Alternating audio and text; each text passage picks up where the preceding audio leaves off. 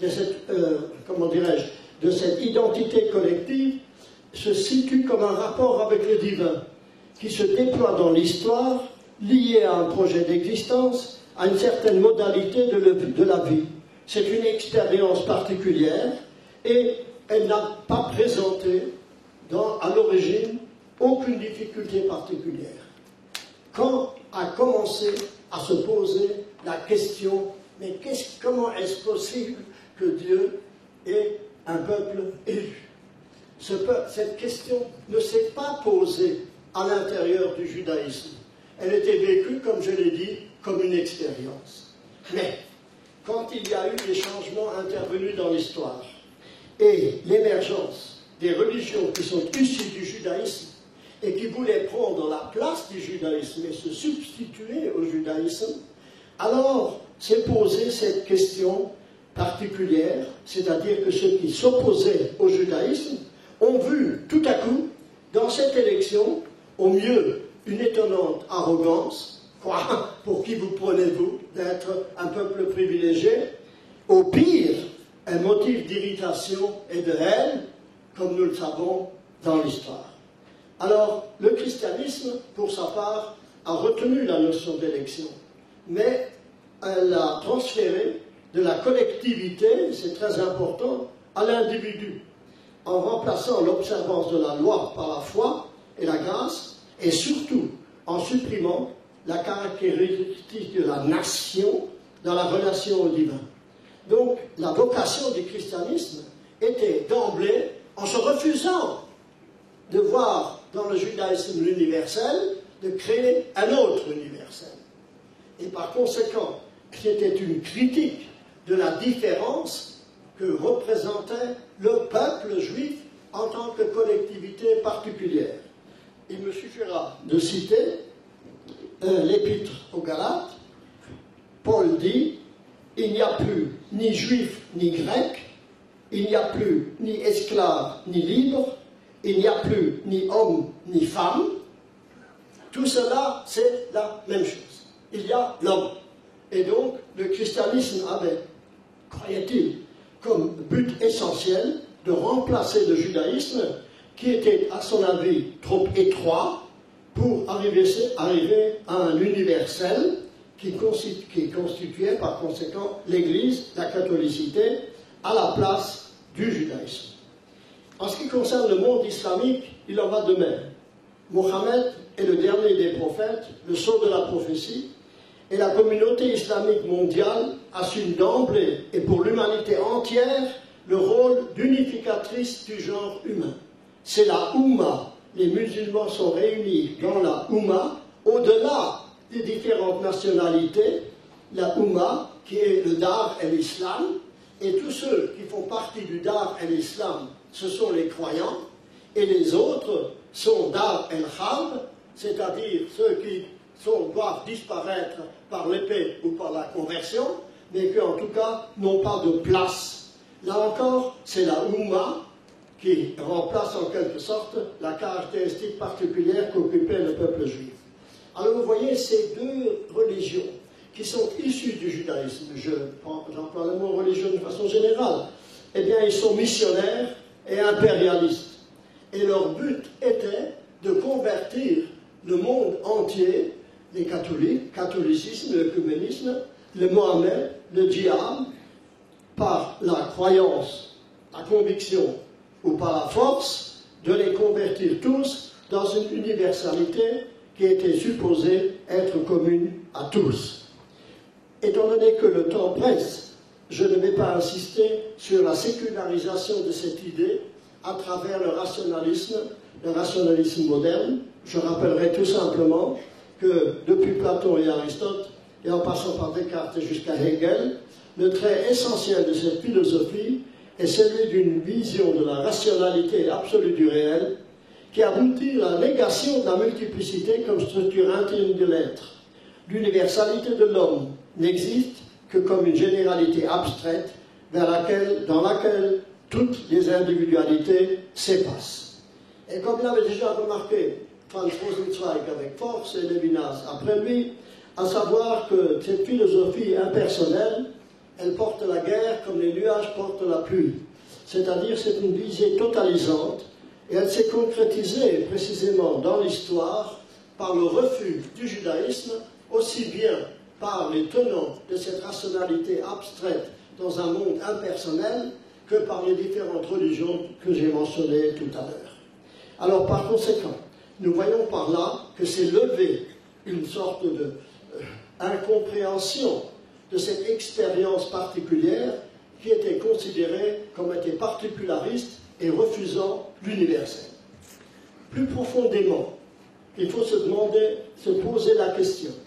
La question est comment se fait-il, effectivement, qu'un Dieu que nous affirmons être unique, monothéiste, et d'un monothéisme pur, qui ne se partage absolument pas ni en trois, ni en deux, ni en rien, qui se veut absolu, comment se fait-il que précisément ce monothéisme prôné par le judaïsme accepte justement l'idée d'une différence entre certains hommes, semble-t-il, et qu'il y ait un peuple élu?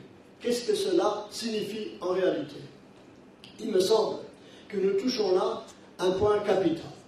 Et ce point capital aujourd'hui, à un moment où se fait la mondialisation, et où par conséquent la tendance est d'établir un univers où il n'y a pas de frontières, où la notion de nation perd son sens comme étant un particularisme dépassé et menant à la guerre, où il y a une tendance de vouloir effacer toutes les différences, différences aussi bien sexuelles, unisexes, différences entre hommes et femmes. Tout cela mène au fait que l'on tend à un cosmopolitisme général, comme si véritablement l'universel était déjà acquis. Je rappelle dans ce sens la caractéristique essentielle, à mon avis, du monothéisme juif. Il est d'une part une affirmation de l'unité absolue de Dieu, qui se caractérise par cette phrase que vous connaissez tous, Shema Israël Adonai Eloheinu, Adonai Echad. C'est une affirmation, d'après la tradition déjà prononcée par Jacob, reprise en tout cas par Moshe, instituée par tous comme véritablement le verset, la signification par laquelle le juif entre dans le monde et la façon dont le juif sort dans le monde. Et pourtant, cette affirmation absolue d'un Dieu unique n'est compris dans le judaïsme, comprenez-moi bien, que comme une affirmation abstraite vers laquelle nous tendons. Pour que Dieu soit effectivement un Dieu un, il faut que sur terre également Dieu soit un. C'est-à-dire que lorsque nous commençons la prière, nous disons Shema Israël Hashem Elokeinu Hashem Echad, mais lorsque nous la terminons dans l'Einu le Shabbat, nous disons Bayom Hahu Yeh Hashem Echad ou Shemo Echad. Hashem Echad, c'est l'affirmation transcendante d'un Dieu absolu et unique pour tous. Hashem Shemo, le nom de Dieu, et la façon dont il est reconnu dans l'unité dans la terre.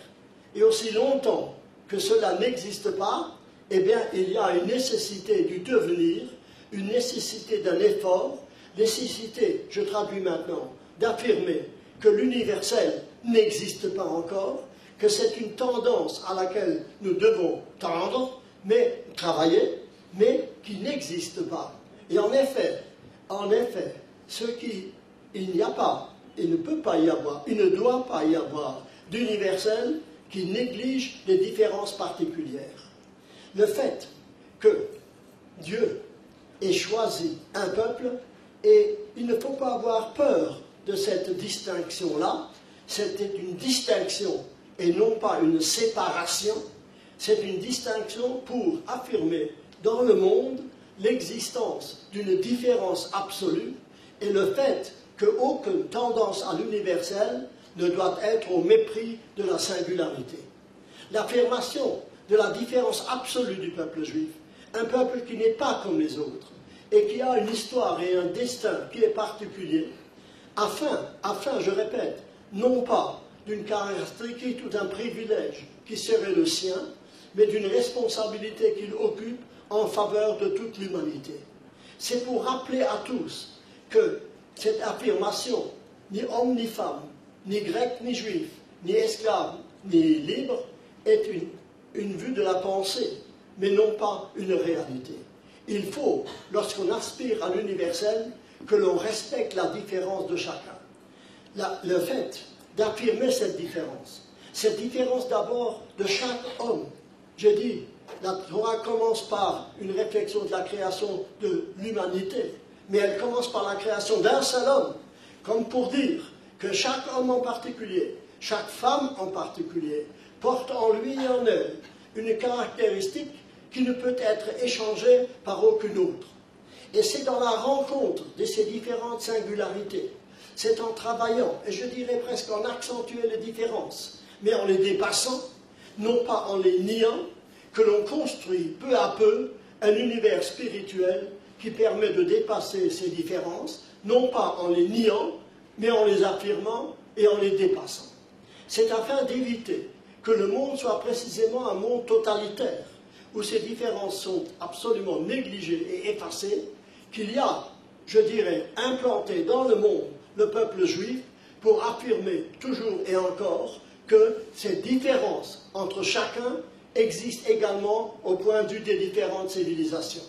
Il ne s'agit pas de nier ces civilisations, parce que si on les nie, et vous le voyez bien aujourd'hui dans l'effort de mondialisation qui est fait, combien les différentes ethnies se révoltent contre cette façon de vouloir supprimer leurs particularités. Et ils ont raison. C'est que, en ce qui concerne l'humain, eh bien, nous sommes comme des arbres, si vous voulez. Il faut d'abord être implanté dans des racines et pouvoir élever ainsi les branches pour s'élever à la lumière de l'universel.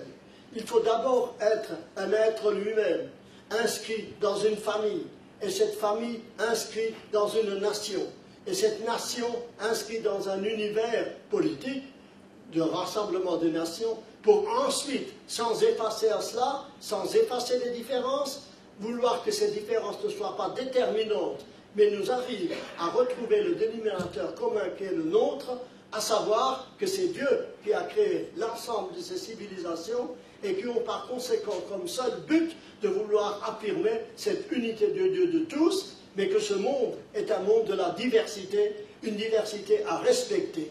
Et c'est pourquoi je dirais que l'élection, pour faire bref, n'est pas de séparer le juif des nations, bien qu'une certaine séparation soit nécessaire pédagogiquement, mais c'est une distinction afin précisément de sauver dans l'universel ce qu'il y a de particulier en chacun. Il me semble qu'aujourd'hui, plus que jamais, et je suis frappé par ce fait, qu'à un moment où dans le monde, on s'efforce à effacer partout les frontières, et bien en ce qui concerne nous, ici, nous réclamons des frontières sûres et reconnues. C'est-à-dire que par conséquent, il semble comme si la Hashgacha, la Providence, avait fait qu'à un moment où il y a une tentation, je dirais totalitaire, totalisante, de vouloir supprimer ces différences, il y a un peuple qui affirme envers et contre tous que l'on ne peut parvenir à l'universel qu'en passant par le particulier. Et c'est en approfondissant ce particulier et en y retrouvant toutes les ressources que l'on retrouve dans le fond, l'unité profonde qui régit le monde entier et qui fait que le monde, Dieu et les peuples font un seul projet, et la retrouvaille de ces projets ne peut se faire que par l'affirmation, précisément contre tous, de la signification singulière de chaque être humain et de chaque nation particulière. C'est ainsi, me semble-t-il, que la notion d'élection, loin d'être très différente de celle de l'universel, est au contraire une possibilité, une garantie, une chance pour l'humanité, et je souhaite aujourd'hui plus que jamais que l'humanité soit consciente de la nécessité qu'il y a à maintenir ce particulier juif qui, à travers l'histoire, a témoigné avec beaucoup d'affirmation et beaucoup de difficultés de la nécessité de cette présence. Et je souhaite aussi qu'en ce qui nous concerne les juifs, eh bien, nous ayons le sentiment profond que si nous maintenons cette différence, c'est parce que nous faisons partie de l'universel et que c'est en fonction de cet universel qu'il y a une notion d'élection et non pas un repliement sur nous-mêmes, mais au contraire un appel à tous pour trouver dans ce que nous avons de particulier un appel de Dieu à toutes les nations. Bayom Bahu, en ce jour-là, Yeh Hashem Echad, Dieu sera un.